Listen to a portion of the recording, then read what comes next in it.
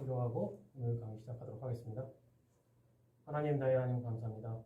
오늘 우리에게 이 귀한 시간을 허락해 주시고 이 장소를 허락해 주시고 또 우리가 함께 하나님의 말씀을 나눌 수 있는 마음을 허락해 주셨으며 감사합니다. 오늘 배우는 이 말씀을 또 우리에게서 또 들을 사람들을 위하여 우리가 좀 더 집중하고 또 하나님을 좀 더 알기 위해 또 노력할 수 있도록 하여 주옵시고 우리의 마음을 열어주시고 우리의 귀를 열어주시옵소서. 이 모든 말씀 우리 주 예수 그리스도 이름으로 기도드립니다. 아멘. 네, 오늘은 오후 강의 제목으로는 그리스도의 삼중지, 그리고 이제 우리 유년부 교사 교육용 자료로는 소교리 문답 제23문에 관하여 제23문이 그리스도께서 우리의 구속자로 무슨 직분을 행하시는가? 그에 대한 대답은 그리스도께서 우리의 구속자로 선지자와 제사장과 왕의 직분을 행하시되 낮아지시고 높아지신 두 지위에서 하신다. 이 대답이고요. 자, 그럼 여기 이제 중요한 게 선지자, 제사장, 왕. 그리고 이제 이게 그리스도의 직분이죠. 자, 이때 이 소교리 문답이 23문이 이 소교리 문답 23문을 작성한 그 당시의 신학자와 목사님들이 기가 막힌 사람들이에요. 왜냐하면 잘 보세요. 예수라는 이름이 빠졌어요. 그렇죠? 그리고 그리스도의 직분이라고만 딱 썼어요. 여러분들이 기억을 하는지 모르겠는데 예수 그리스도라고 하는 이름에 대한 해석을 이제 했잖아요. 예수는 이제 그 히브리 말로 여호수아라는 말인데 여호와는 구원이시다. 그 신성을 말합니다. 즉 하나님이심을 말하는 것이고, 이제 그리스도라는 말도 역시 이제 헬라어인데 그 히브리어로 하면 이제 메시아, 기름 부음 받은 자. 그러니까 인간이 취득하는 직분인 거죠. 그래서 지금 이 부분이 예수 그리스도의 사람 되심의 직분을 이야기하는 것이기 때문에 예수라는 이름을 뺀 거예요. 그래서 그리스도의 직분이라고 딱 정의를 한 거예요, 지금. 그리고 그 구약 시대의 메시아로서 기름 부음을 받는 세 가지의 직분이 선지자, 제사장, 왕이었다. 그러니까 이 세 직분을 임명식을 할 때 머리에다가 기름을 이제 쏟아부은 거죠. 근데 그 쏟아붓는 그 기름이 바로 성령을 뜻하는 거예요. 그게 성령을 뜻하는 건데, 우리가 이제 이 그리스도의 직분, 선지자, 제사장, 왕에 대해서 이야기를 할 때 이게 제 경우에는 이 부분이 좀 아쉽기도 하고 왜 다들 그럴까 하는 생각이 드는 부분이 있어요. 그게 뭐냐면 딱 그리스도의 직분만을 얘기를 해요. 사람들이 설명을 할 때. 이게 굉장히 아쉬운데 이게 무슨 얘기냐면 예수 그리스도는 여러분들에게 설명했지만 두 번째 아담,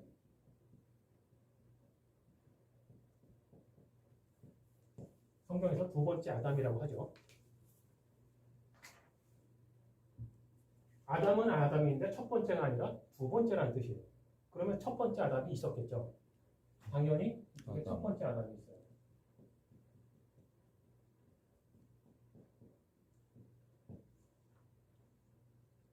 둘 다 모든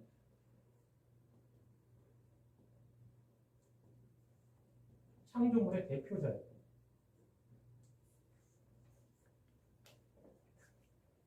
그러면 두 번째 아담에게 예수 그리스도에게 선지자와 제사장과 왕의 세 가지의 삼중직이 있었다면 두 번째이기 때문에 그럼 첫 번째 아담에게도 이 삼중직이 있었던 것이 아닐까라는 추측을 해야 돼요. 그리고 실제로 있었고, 실제로 첫 번째 아담에게 세 가지의 직분이 있었어요. 선지자, 제사장, 왕. 이렇게 세 가지 직분이 있었어요. 그러니까 두 번째 아담의 이 직분을 생각할 때에 동시에 첫 번째 아담의 이 직분을 떠올려야 하는데 이 부분을 떠올리지를 않더라는 거죠. 자, 우리가 회복되어야 할 지점이 저기예요. 우리는 아담의 후손이라면 물론 죄를 짓고 죄인의 입장이 됐지만 첫 번째 아담이 부여받았던 이 세 가지 직분이 곧 우리가 회복되어야 할 우리의 직분입니다. 이것을 위해서 예수 그리스도께서 모든 창조물의 대표자로서 두 번째 아담으로 오신 거라는 얘기죠. 그래서 항상 이 부분을 생각할 때에는 우리가 태초에 하나님으로부터 지음을 받을 때 우리의 모습이 어떠했던가를 기억을 떠올려야 되는 거예요, 사실은. 여기 그 성경 말씀을 제가 세 가지를 여러분들께 소개를 해왔는데, 첫 번째 왕으로서의 성경 구절, 창세기 1장 28절, 창세기 1장 그 창조의 그 내용들이죠. 하나님이 그들에게 복을 주시며 그들에게 이르시되 생육하고 번성하여 땅에 충만하라, 땅을 정복하라, 바다의 고기와 공중의 새와 땅에 움직이는 모든 생물을 다스리라 하십니다. 다스리라는 건 통치를 말하는 거죠. 왕으로서의 통치를 말하는 거죠. 즉 하나님께서 태초에 사람을 딱 창조하셨을 때는 여러분도 아시다시피 세상 만물을 다 만들고 맨 마지막에 사람을 창조하셨어요. 그거 왜 창조하셨느냐? 모든 창조물의 대표자로서 왕으로서 창조를 하신 거예요.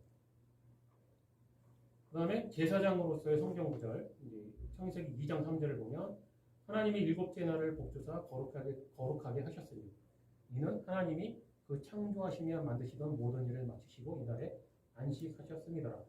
일곱째 날을 거룩하게 하셨고, 그 다음에 여러분들 그 기억하는지 모르겠지만 첫 번째 아담은 지정의가 있었어요.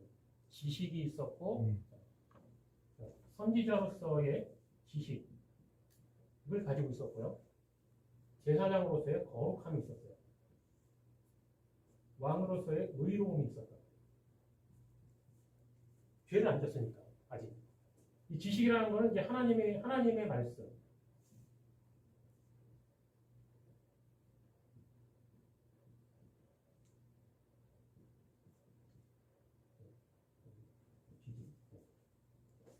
하나님의 말씀을 알고 있다는 것이 이제 지식을, 완벽한 지식을 뜻하는 건데 아직 죄를 짓지 않았었기 때문에 그 당시에 아담만큼 완벽하게 하나님의 말씀을 아는 존재는 없었어요. 그리고 아담만큼 죄가 없는 거룩한 상태에 있는 존재도 또한 없었고, 그 상태로 모든 창조물의 대표자로서 하나님께 영광을 돌리고 예배를 드린 존재였단 말이에요. 죄도 없었기 때문에 그럴 자격이 있었고 유일하게 그 제사장의 직분을 수행할 수 있는 사람이었던 거죠. 그 다음에 방금 말한 것처럼 이제 모든 창조물에 대한 통치를 하고 있는 그 왕으로서의 의로움을 가지고 있었고, 창세기 2장 19절에는 선지자로서의 성경 구절이죠. 여호와 하나님이 흙으로 각종 들짐승과 공중의 각종 새를 지으시고 아담이 어떻게 이름을 짓나 보시려고 그것들을 그에게로 이끌어 이르시니 아담이 각 생물을 일컫는 바가 곧 그 이름이다. 자, 이 부분을, 이 성경 구절을 너무나 쉽고 단순하게 읽고 지나가는 사람들이 많은데 이 부분을 좀 생각해 봐야 돼요. 왜? 여러분들 앞에 만약에 어떤 이름 모를 새가 여기 딱 앉았어요.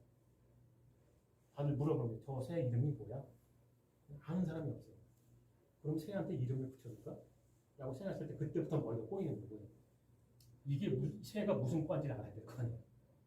그 다음에 몇 년을 살 수 있는 새인지, 먹이는 뭘 먹는지, 뭐 알을 몇 개를 낳고 알이 뭐 크기가 몇 개, 이걸 다 알아야 된단 말이에요. 이게 보통 일이 아니에요. 엄청난 시간을 연구를 해야 간신히 이름을 지을 수가 있어요. 근데 아담은 딱 보고 그냥 너는 까치면 예를 들어서 까치. 왜 그러냐? 완벽한 지식이 있었기 때문에 하나님과 준하는 지식을 가지고 있었단 말이에요. 동등하게 하나님은 아니지만 그런 정도의 지식을 가지고 있었기 때문에 창조물을 보는 순간 하나님께서 하나님의 지식으로 이 창조물을 만들었던 그것을 한눈에 보고 알 정도의 능력이 있었어요. 아담에게는. 그래서 우리에게는 연구가 필요한 그것이 아담에게는 연구가 필요 없이 한 번에 보는 순간 이름을 지어줄 수 있을 정도로 알고 있었던 거예요. 이런 부분을 이 창세기 2장 19절의 내용을 그랬나 보다. 너무 단순하게만 생각하고 지나가는 사람들이 상당히 많더라고요. 그래서 아담이 각 생물을 일컫는 바가 곧 그 이름이다. 이 부분이 굉장히 대단한 사실은 그 구절인데 그 아담의 어마어마했던 그 지식 그것을 사람들이 가늠을 잘 못하고 있더라 라는 것이고요. 자, 그런데 첫 번째 아담은 아쉽게도 이제 죄를 졌죠. 죄를 지음으로 인해서 이 모든 것을 잃어버리게 돼요. 자, 그런데 예전에 설명을 해줬지만 아담이 지었던 근본적인 그 죄의 모습, 예, 다시 한번 아이들에게 가르쳐줘야 할 필요가 있는 것이 에덴 동산이 있는데 여기 이제 선악과가 있었죠. 여기 이제 딸랑 이제 과일이 있단 말이에요. 수많은 사람들이 이것이 사과냐 배냐 또는 포도냐에 집중을 했죠. 그래서 연극을 할 때마다 사과를 들고 나오고 했는데 정작 중요한 건 이게 도대체 무슨 열매냐가 중요한 게 아니란 얘기예요. 중요한 건 하나님의 말씀이다. 무슨 얘기냐? 하나님께서 말씀하시기를 니네가 요 사과를 따먹으면 그건 죄야 라는 법을 정하십니다. 하나님이 정하신 법, 하나님이 그렇게 말씀하셨으면 그것은 죄인 거예요. 왜? 하나님이 모든 걸 창조하셨고 모든 것의 주인이시기 때문에 하나님이 그렇게 정했으면 그것이 법인 거예요. 그런데 아담과 하와는 요 과일을 따먹었죠. 근데 무슨 생각으로 따먹었을까? 그건 하나님이 생각하는 죄라는 거죠. 사람인 나의 입장에서 봤을 때 이거 하나 따먹는 게 그렇게까지 큰 죄일 수는 없다는 거죠. 즉 하나님이 정하신 선과 악에 대한 판단 기준, 그것이 곧 하나님의 법인데 그것을 인정하지 않고 나의 선과 악을 판단하는 기준을 세웠다는 얘기예요. 하나님에겐 죄인데 나에겐 죄가 아닙니다. 왜? 보통의 과일이잖아요. 그거 봤을 때 그랬을 거 아니에요. 이게 어떤 특수한 과일이라고 봐야 그래봐야 과일이었을 거 아니에요. 그게 뭐가 그렇게 중요했겠어. 지금의 우리 생각하고 다를 바가 없어요. 아담과 하와가 봤을 때도 저게 뭐 그렇게까지 뱀이 그래서 꼬드긴 거 아니에요. 그거 먹는다고 그렇게 되겠어? 그런 식의 생각을 유도를 한 거 아니에요. 아담과 하와도 생각해보니까 그게 뭐 저쪽에서 먹었던 과일하고 도대체 뭐가 다른 건데? 이런 생각을 했겠죠. 그리고 아담과 하와에게는 대단한 지식이 있었잖아요. 자기가 가지고 있던 지식으로 분석을 해보니까 뭐 다를 게 하나도 없다. 이런 결론을 얻었겠죠. 그래서 이 과일을 슬며시 따먹었는데 따먹은 행위조차도 중요한 게 아니에요. 이걸 따먹은 이유가 중요한 거죠. 하나님의 법을 인정하지 않았다는 거죠. 즉 밀어냈고 하나님 선과 악에 대한 판단, 이것이 죄다 아니다에 대한 판단 기준을 내 생각으로 넣어버린 거죠. 그리고 아담의 후손인 우리들도 지금도 여전히 이런 짓을 반복을 하고 있다. 왜? 어떤 부분에 대해서 우리가 신앙생활을 하면서도 어떤 한 부분에 대해서 그런 생각들을 하잖아요. 그게 뭐 그런 거지, 뭐 그게 꼭 그렇게까지 살아야 돼? 이런 게 많잖아요, 사실은. 오늘 목사님이 그 장래에 대해서 얘기하셨잖아요. 실제로 한국의 어떤 교회들이 그런 식으로 가르친단 말이에요.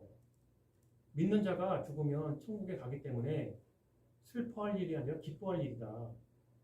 그래가지고 진짜로 장례식장에서 그렇게 웃고 떠들고 장난치는 그런 사람들이 있는데 그렇게 하라고 가르치는 목사들이 있어요. 실제로. 미친 거죠, 한마디로. 왜 미쳤냐?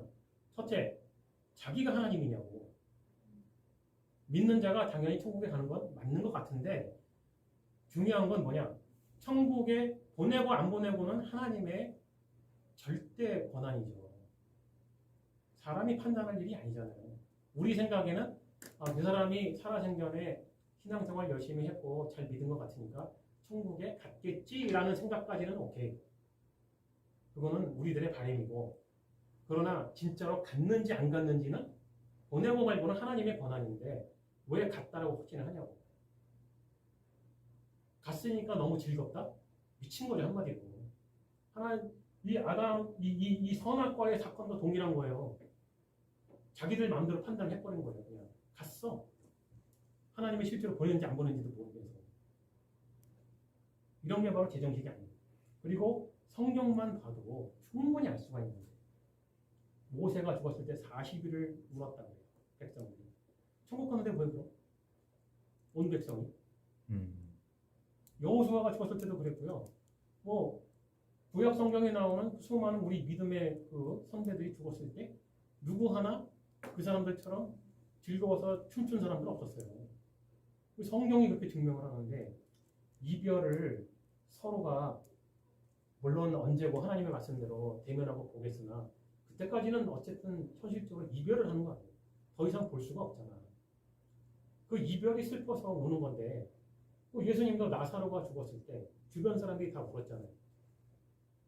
분명히 나오잖아요. 예수님이 나사로를 불러서 살리기 전까지 누이고 다 울었잖아. 그러면은 그렇게 기쁜데 니네들은 왜 우냐? 천국 갔으니까 기뻐해야 되는데 라는 말을 해야 되는데 그렇진 않았잖아요. 그렇진 않고 그냥 그 사람들의 슬픔을 이해하고 울게 놔뒀잖아요. 놔뒀고 예수님도 눈물을 흘렸죠. 근데 그거는 그 사람들을 하고 동일한 느낌의 눈물은 아니었는데 민망해서 이제 울었다고 하시는데 죽음에 대한 이해가 있었기 때문에 그런 거거든요. 죽음이 무엇인가. 이 사람들하고는 주변 사람들하고는 다른 이유였죠. 그런 것처럼 성경의 어느 한 부분도 그렇게 지지하는 성경 구절이 없어요. 그럼 그 사람들은 왜 그런 해석이 나왔느냐? 바로 이 선악과와 동일한 거예요. 성경은 지지하지 않는데 성경이 뭐라고 하든지 목사 자기 생각에 그건 기쁜 일이라고 생각하면 기쁜 거예요. 이런 짓을 하는 종교단체들이 굉장히 많다는 거예요. 우리의 생각보다. 그래서 이 태초에 에덴 동산에서 저질렀던 이 범죄 행위가 단번으로 끝나는 게 아니라 아담의 후손인 우리들도 지금까지도 여전히 매일매일 우리의 생활 속에서 신앙생활 속에서도 또 목사들도 또 교사들도 조금만 생각을 잘못해버리면 이런 동일한 범죄를 저지른다 이라는 것입니다. 자, 지금까지는 이 삼중직에 대해서 이렇게 첫 번째 아담, 우리들이 회복되어야 할 저 세 가지 직분에 대해서 이제 이야기를 해보았는데 예수 그리스도께서 바로 두 번째 아담으로 오셔서 모든 창조물의 대표자로 오셔서 바로 이 세 가지 직분을 회복을 하신 거예요. 두 번째 아담이고 죄 없는 분이시기 때문에 짠 하고 오시면서 바로 선지자와 제사장과 왕의 직분을 회복을 하신 거예요. 그리고 자기에게 있는 이 선지자와 제사장과 왕의 직분으로 우리들을 구원하기 위한 제대로 된 구원 사역을 하신 거죠. 그래서 이 땅에 오셔서 정말 올바른 하나님의 말씀에 대한 해석이 무엇인지를 선지자적으로 그의 지식으로 가르쳐 주신 거예요. 그 다음에 구약의 제사에서 예언적으로 보여주셨듯이 십자가에서 못 박혀 죽으시면서 단번에 모든 창조물의 대표자로서 단번에 속죄의 제사를 드린 거예요. 제사장으로서. 이 제사를 드릴 수 있는 자격이 예수 그리스도에게 있었던 거죠. 예수 그리스도 이외에 그 어떤 누구도 이 제사장으로서의 자격이 없어요. 왜? 다 죄가 있으니까. 유일하게 죄가 없는 그 존재라야만이 이 제사장의 직분을 수행할 수가 있었던 거죠. 그리고 이 제사장의 직분을 수행하기 위해서 영원하신 성자 하나님께서 두 번째 아담으로 오신 거예요. 그리고 왕으로서 이 말을 항상 기억해야 돼요. 자기 백성을 구원하러 오신 거란 말이죠. 하나님께서 그 신약 성경의 여러 군데에서 그런 것을 이제 성경을 읽다 보면 발견하게 되는 건데 뭐냐면 예수님께서 분명히 말씀하셨잖아요. 내 양이 있고 내 양이 아닌 양들이 있다는 거죠. 분명하게 미안하지만 분명하게 네 편 내 편을 가르쳤어요. 내 백성이 있고 내 백성이 아닌 사람들이 있다는 거예요. 아버지께서 나에게 주신 자들만 구원을 한다는 거죠. 그 사람들이 누구인지 우리끼리는 서로 모르지만 성삼일체 하나님은 알고 계시고 바로 그 백성들에게 왕이신 거예요. 우리 주 예수 그리스도. 그렇게 해서 여기서 이제 이거는 직분이고 또 하나는 이제 그 직분이 아닌 한 가지가 더 이제 포함이 되는데 뭐냐면 산지물로 오셨죠. 자기의 목숨을 우리들을 대신해서 죄값을 치르시기 위해서 스스로 어린 양으로 오신 거예요. 세상 죄를 지고 가는 하나님의 어린 양으로서 오셔서 이 십자가에서 단번에 속죄제를 드리시면서 자기 자신을 아버지 하나님께 드리는 산제물로 드리신 거예요.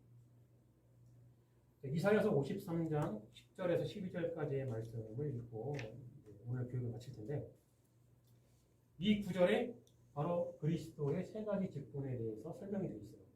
선지자 이사야가 예수 그리스도께서 오실 것이라는 것에 대한 예언을 한 구절인데 그 중에서도 무엇을 할 것인지를 설명한 거예요. 선지자 이사야가 여호와께서 그로 상함을 받게 하시기를 원하사 질고를 당케 하셨은지 그 영혼을 속건 제물로 드리기에 이르면 그가 그 시를 보게 되며 그 날은 길 것이요 또 그의 손으로 여호와의 뜻을 성취하리로다. 즉 이 모든 것이 십자가에서 이 희생제물을 드리는 이 속건제 이것 자체가 하나님의 뜻이라 아버지 하나님의 뜻이라는 거죠. 이렇게 하기를 원하셨다. 그 뜻을 이루기 위하여 예수님께서 오셨다. 가라사대 그가 자기 영혼에 수고한 것을 보고 만족히 여길 것이다. 나의 의로운 종이 예수 그리스도를 말하는 거죠. 자기 지식으로 선지자적이죠. 자기 지식 많은 사람을 의롭게 하며 의롭게 한다는 것은 죄에 대한 문제를 해결하는 거죠. 또 그들의 죄악을 친히 담당하리라. 이러므로 내가 그로 존귀한 자와 함께 분깃을 얻게 하며 강한 자와 함께 탈취한 것을 나누게 하리. 왕으로서 무언가를 정복했을 때 그 전리품을 함께 나누잖아요. 이는 그가 자기 영혼을 버려 사망에 이르게 하며 범죄자 중 하나로 헤아림을 입었습니다. 그러나 실상은 그가 많은 사람의 죄를 지며 범죄자를 위하여 기도하였느니라 하시니라. 선지자 이사야가 이사야 53장 1절부터 읽어보면 이제 그 9절까지의 구절을 읽어보면 저는 개인적으로 제일 좋아하는 구절이었는데 이 이사야 53장을 읽으면서 눈물을 많이 흘렸어요. 옛날에. 왜 이렇게 눈물이 많이 나는지 모르겠어요. 그러니까 그 예수 그리스도께서 그렇게 오실 것이고 그렇게 죽으실 것이고 그리고 이 부분은 설명하는 거죠. 왜 그렇게 할 것이며 무엇을 할 것인지에 대한 설명을 하는 거예요. 그래서 이사야 53장은 굉장히 복음적인 내용이에요. 그래서 실제로 이스라엘에서는 이스라엘 지금도 그 사람들에게는 이사야 53장은 금성이에요. 이스라엘 사람 유대인들은 53장을 읽으면 안 돼요. 왜? 53장을 읽어버리면 복음의 내용을 알게 돼요. 그래서 법으로 금지해놨어요. 실제로 유대인 목사님이 한 분이 간증을 하시는데 자기 할머니에게 가서 이사야 53장을 읽어줬대요. 그 할머니가 누워서 듣다가 야 내가 기독교인이냐? 왜 기독교 복음을 말을 하는 거야? 그러더래요. 할머니 이거는 이사야 53장이에요. 할머니가 대답을 못해요. 그러니까 이스라엘의 종교 지도자들은 지금도 이사야 53장은 혐오예요. 장이 절대 못 읽게 해요. 자기들은 읽어도 백성들은 못 읽게 해요. 자, 질문 있어요? 오늘 이제 설명은 여기까지인데 내용이 오늘은 좀 짧으면서도 좀 굵은 내용이긴 한데 다음 주부터는 각 직분별로 설명할 거예요. 선지자로서의 예수 그리스도, 제사장으로서의 예수 그리스도, 왕으로서의 예수 그리스도를 설명을 이제 하게 되는데 질문 있으면 질문. 이 부분에서 이 강의에서 제가 특별하게 강조하고 싶은 것은 처음에도 얘기했지만 그리스도의 삼통직을 생각할 때에는 반드시 우리들의 삼통직을 잊어먹지 마라. 우리가 저게 원래 우리의 직분이었다. 우리는 원래 그런 존재로 창조되었던 사람들이다. 다만 잃어버렸을 뿐. 그리고 우리가 마지막 날 예수 그리스도와 함께 회복하게 될 직분들입니다. 그래서 그 사도 베드로가 그랬었나? 너희는 왕 같은 제사장이요, 뭐 그런 구절 있잖아요. 그런 말을 괜히 하는 말이 그냥 감동받으라고 멋있으라고 하는 말이 아니에요. 그게 그 사도들의 그 말 한마디 속에는 성경의 전체적인 그 사상이 들어가 있는 거예요.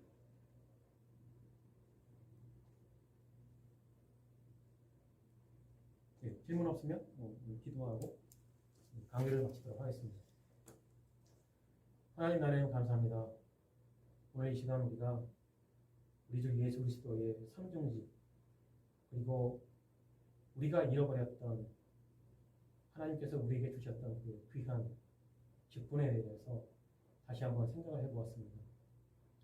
우리가 예수 그리스도를 믿음으로 말미암아 마지막 날 우리가 회복하게 될 우리의 모습들에 대해 다시 한번 생각을 해보았습니다. 바로 그것을 위하여 영원하신 성자 하나님께서 이 땅에 오셨음을 잊지 않게 하옵시고 이것이 참된 복음의 내용임을 깨달아 알게 하여 주시옵소서. 모든 말씀 우리 주 예수 그리스도의 이름으로 기도드립니다.